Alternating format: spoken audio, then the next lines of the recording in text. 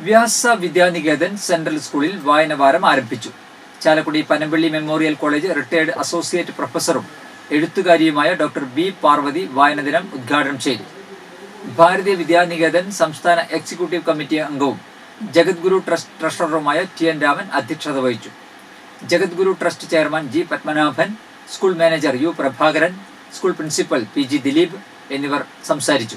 വിവിധ ഭാഷകളിലുള്ള സാഹിത്യകാരന്മാരെയും കൃതികളെയും കഥാപാത്രങ്ങളെയും അടിസ്ഥാനപ്പെടുത്തി കഥാപാത്ര ആവിഷ്കാരം, ഫ്ലാഷ് മോബ്, സ്കിറ്റ് എന്നിവ അവതരിപ്പിച്ചു.